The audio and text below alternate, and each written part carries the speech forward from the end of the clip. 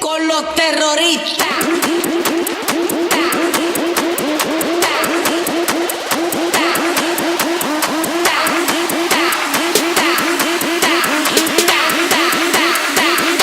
And do the Harlem Shake.